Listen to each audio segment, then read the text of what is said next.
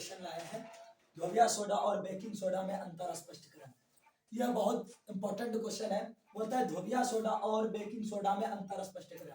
ध्रुवीय सोडा और baking soda है। ध्रुवीय सोडा का सबसे पहले अगर अंतर लिखने बोले, सबसे पहले उसका दोनों का सूत्र लिख दो, एकदम आसान से।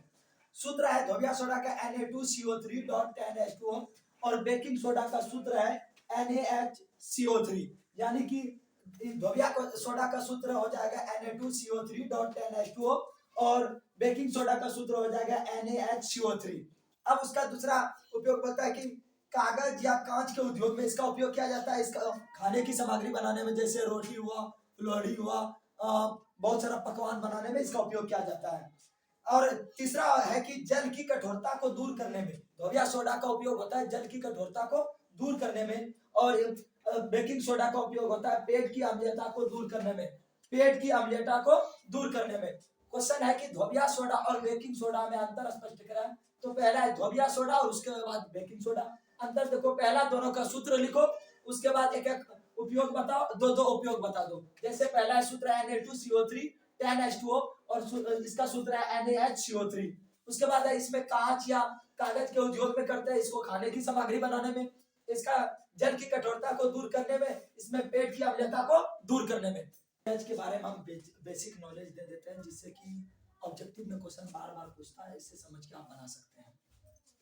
जैसे कि बात करता है पीएच, तो ये हमारा 1 से लेकर 14 तक का एक स्केल है, जिसमें कि 7 पर आने पर उदासीन होता है। अगर किसी भी विलयन या किसी भी चीजों का अगर पीएच मान 7 है तो समझो वो उदासीन है। अगर बात की शुद्ध जल की तो उसका पीएच मान 7 होता है। और जो इस 7 से जो इधर आएंगे, इधर 7 से 6, 6 से 5, 5 से 4, 4 से 3, 2, 1, जो 7 से इधर की ओर बढ़ेंगे तो अम्लीयता बढ़ता चला जाएगा, अम्लीयता बढ़ता चला जाएगा।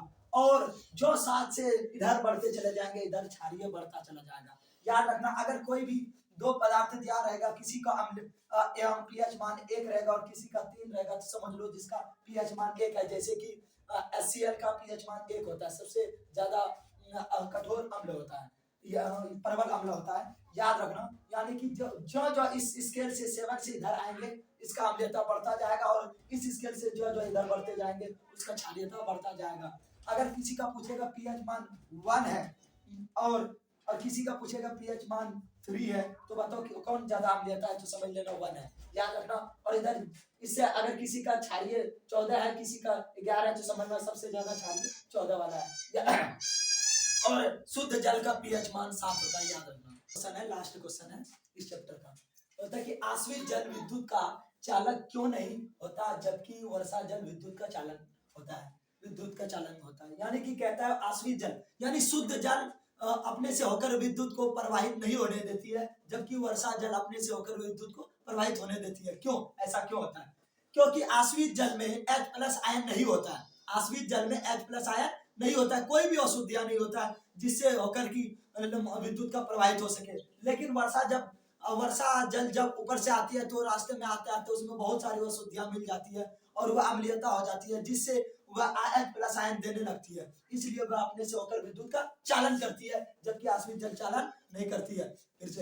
फिर से कहता है कि आश्रित जल विद्युत का चालक क्यों नहीं होता है, जबकि वर्षा जल विद्युत का चालक होती है। बोलता आश्रित जल शुद्ध जल होता है, उसमें H+ आयन नहीं होता है, जबकि वर्षा जल जब वहां से ऊपर से आकाश से गिरती है, तो आपस आते आते बहुत सारे अशुद्धियां उसमें मिल जाती है, जिससे वह H+ आयन देने लगता है, इसीलिए उससे होकर विद्युत प्रवाहित होती है, जबकि आश्रित जल से विद्युत प्रवाहित नहीं होती है।